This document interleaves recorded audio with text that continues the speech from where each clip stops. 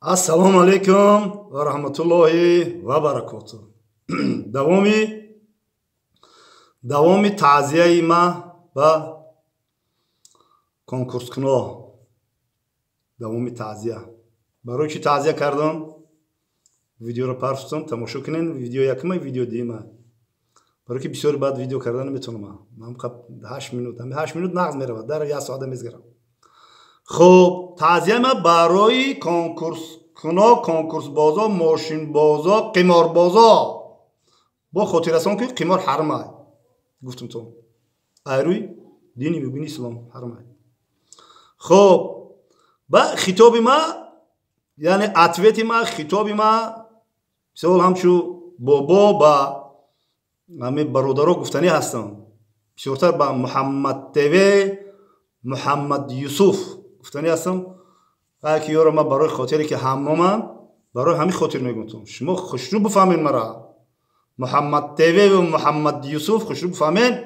برای همنام بدن تون یک وای هست دوملو میدونن که همنام در قیامت شفاعت میکنه میگن بو ملو یگم گفتم نگه خیم بدون مخی تو مرا نگه من ملو خیم فهمیدم ممکن خطا باشه ممکن وای باشه نمیدونم مخی نگه با یک گپ سر کنه درا خیلی گپی مسلمانی عادی هم خیلی میگن نمیدونم. خب برادرها من یه ویدیو تماشا کردم در لنسکی رایون در کوپتاش در کمتر ویدیو کردم در طرف اهل خسرو گپو بسیار خوبه بسیار بعد ویدیو تمام گگنه ما گرم ویدیو کنم روی گپوی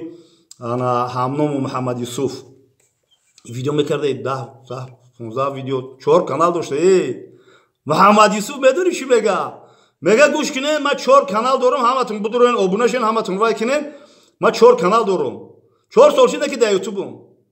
بابات نه 6 ماه شده یوتیوب 5-6 کانال هوی کردم مدام باید برادر گفت که کارو رو همراه جزیر کردی گفتم چیکار گفتم کانال هوی کردن تا که بسیار و گفتم چیکار کنم گفت یک کانال بس اوخی محمد یوسفی همون ما 4 کانال داشته که 4 کانال داشته یک کانالش ما دیدگی نیست ولی درباره چی گپ زد اگر ما ببینیم که درباره وطن درباره پیشرفت درباره ملت درباره فرهنگ درباره تاجیکستان عزیز سربلند اگر نوار نداشته باشی با بفهم که با عطویت میتون 4 کانال چی گپ زده سی تو 4 کانال با برای فایده که خودت هم فقط می فایده که خودت جمع کردم خیلی کانال خیلی باید نباشه درباره تاجیکستان عزیز سربلندم تاجیکستان جان باید گپ رود زوده تاجیکستان عزیز درباره تاجیکستان یکم مقصد برای پیشروی و برای آبادی و گل شکوفانی تاجیکستان عزیز بعد درباره دیگه چیزو من همین فهمیدم من پام بالا بگم فهمیدم 4 کانال داری تو بابات همین حوض 4 کانال میخشویا هم گپی میزنم کی فهمیدی تو همین 2-3 ویدیو تو فقط همین تعریف کردی ماشینا را ماشین پدرلعنت کرد اوه محمد یوسف جانی قندی باباش ترا چی گفتنی هستم یاد چی سوال جواب کردنی بدم فخر میکنه که 4 کانال دارم فخر میکنه باید یا چی تا گوش کنم میگه که برای چی مخلصان برای ابونچیام یا بخندم تو میخندی ابونا میشه انت دا احسن این بلوگرای زور داشتم اكو میخندی ابونا میشه dia محمد یوسف جان همشهری ما چی برو چی میبل چی خاک نام شفا میدن دیگه میبل وای چیه محمد یوسف و میبل چی در گروهی محمد یوسف. خب اكو ترى ما فقط همچو یک برادر با نگو که منم همسالی بابایم قریب همچو یک برادر ترى میگم که ایروی تو دان خدا بیا گپ زنیم همون ماشینایی که آورده قطار مونده همه شیخته نه ای خودت نیست در مایو وایو رو من فهمیدم که کم هم خیلی گوشم باد یافت که برادر من ای زوربک دیخان بچه گفت که دیخان بچه تو بیا قطعی بابات بیا بریم قطعی بابات بریم بای کنیم نوار کنیم با ما شیره و شربت دار کرده میزم چی ترسی دستی چی میترسی حق بگو حق میگه که همون ماشینا کمری کو میکوان میگن کمری سیاه 10 تا کمری سیاه یک رنگ بیا همینجا دا بمون همین ما نوار کنیم همین رو چند پول کار میره همین رو 300 متر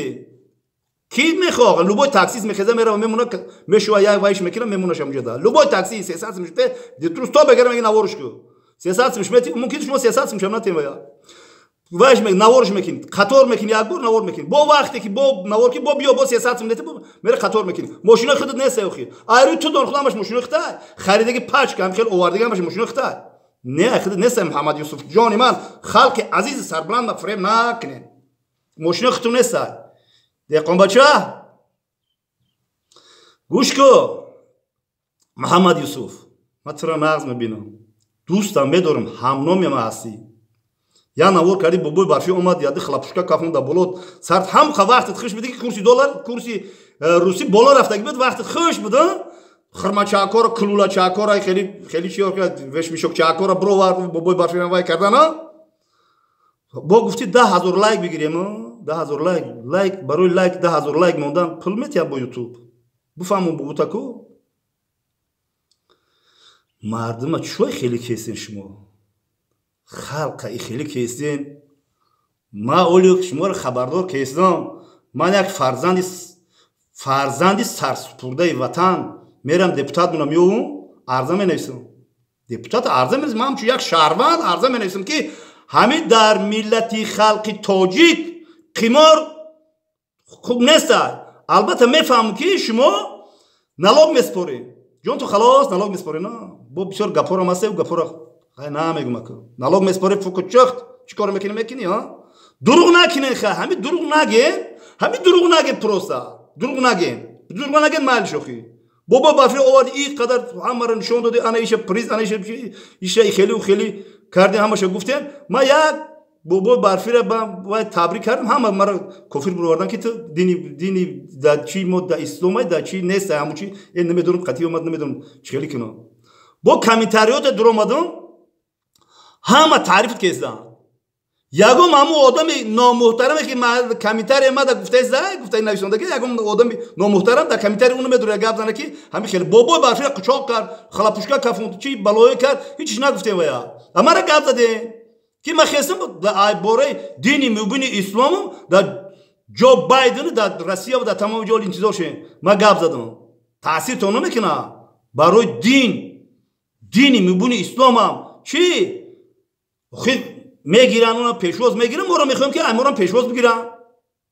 ما خیلی در پاکی نیستیم ما پیش نه امریکا در پاکیم نه پیش روسیه نه پیش اوکراین در پاکی نیستیم ما قسم به الله ما جان میتونم برای وطن رپاکی نیستیم دینی مبین اسلامی ما را همین رمضان قطعی عید قربان باید جشن بگیرن در سطح بین المللی فکر یک فرزندی سرسپرده وطن یه نواری ما با آخر رسیده چی بلو محمد یوسف یه چیزت میگم ترام پیر میشه نه همین تو یگم کسا گور کاگی درونی گور در آمدگی درونی گور دوستمراد در آمد کو دوستمراد دون جوان در آمد کو حاجی در آمد خور رفت مرم میدارم درونی گور رو خواه میرم وقتی که درونی گور در آمدی خور رفتی کو میدونی چی یگم چی فایده نمیکنه دروغات بومی بیاد یک نواری همین روز من 3 نوار میپرتم یک نوار دیگه برای گور کنم مایلش یا نوار دیگه میشه 3 نوار دمی دادم میپرتم زنده و سربلند باشه